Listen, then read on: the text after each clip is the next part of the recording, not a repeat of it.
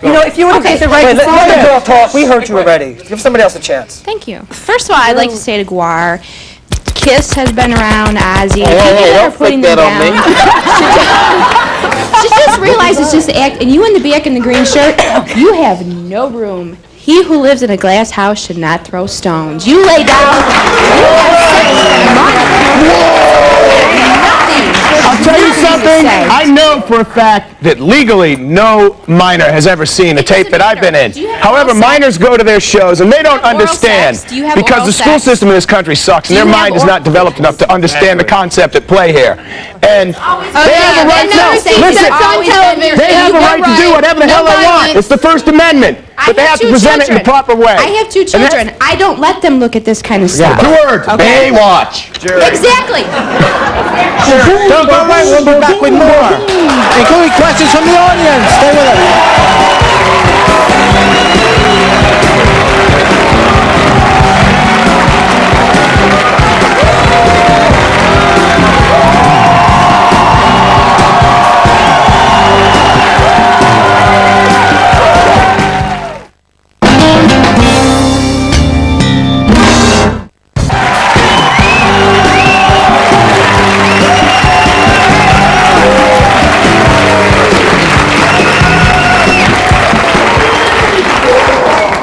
Hi, I have a question for the Gore lady. How could you sit there and do milk cartons and want to find lost children and this stuff when you're exploiting a child that lost their life? It's not How could you do that? How could you? I can understand freedom of speech. I can understand freedom of speech and things like that, but that is so wrong and that is morally wrong. You don't need to use a little child that lost her life. We use all kinds of examples that are real. You're on the next show. Hold on, excuse me, Jerry, I got something to say. I got something to say.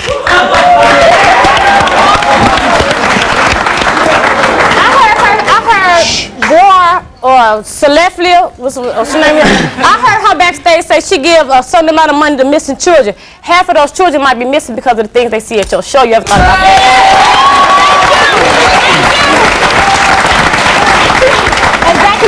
I would really like to support this couple here because I have teenagers who listen to your type of music and they're intelligent enough to know that it's a satire. They can figure it out. Thanks to you. Thanks to you, they know. They're good mothers like you. Exactly. You have to allow them to explore things. I would much rather them listen to your music than associate with any of the pigs in the back row.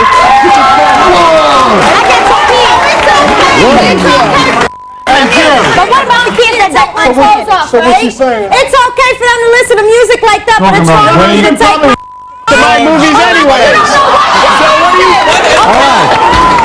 You don't know what you're saying. Okay, you better just sit back down. My children see what you do as a lifestyle. They see what they do as satire. There's a big difference. Okay. Maybe you should get your dictionary out and look it up. I've seen that. Our children shouldn't be watching adult films. I just have a quick comment. I would just like to say that if the people who are in these movies, if they took all that energy that they have and put it into something productive, our society would be a lot better place to live. Oh, come on now. Okay, our society would be better, right? Killing people, popping cats. It's a different between. I'm gonna pop a cat in your...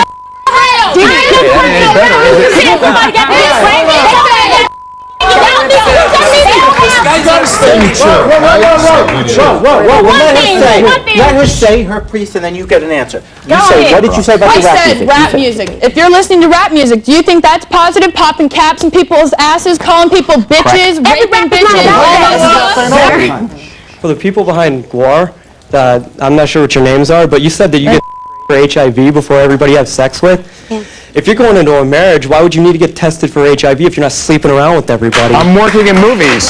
Because everyone in our business, every 30 days gets an HIV test. I personally use condoms. Some people don't. But what happened if you don't catch it within them 30 days and just after you catch the test? I've been tested every month for the last 7 years. I've never seen a porno film where I've seen a condom. If you know how to use them, it won't fail. If you have the intelligence to know how to use a condom, maybe you just ripped open the package and jumped in the back seat. I read the directions. What about your next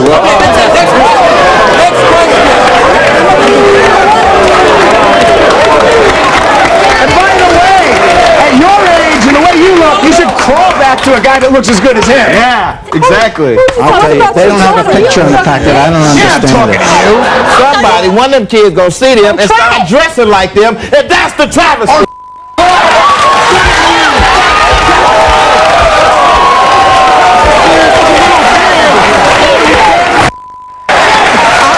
Final thoughts. Stay with us.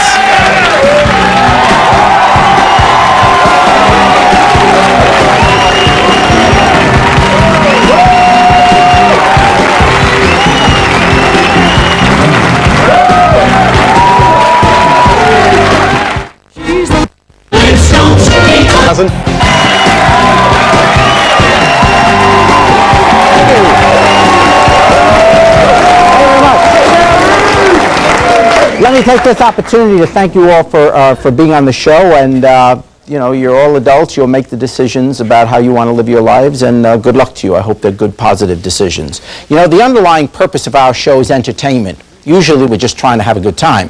Sometimes escapist, sometimes just plain silly, but always adhering to the very serious principle that this is America, and we will never keep off the air a point of view, an opinion, or a lifestyle just because it's unpopular or because most of us disagree with it or perhaps even hate it.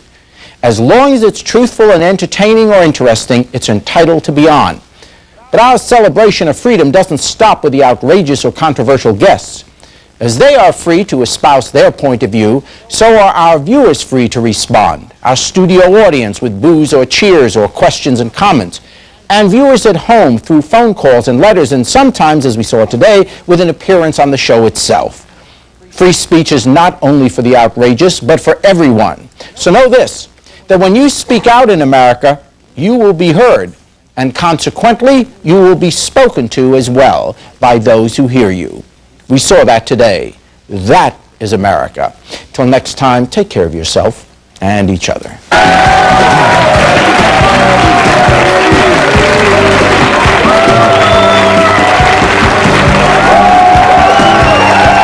Hey, I'm on tour right now, Carnival of Chaos.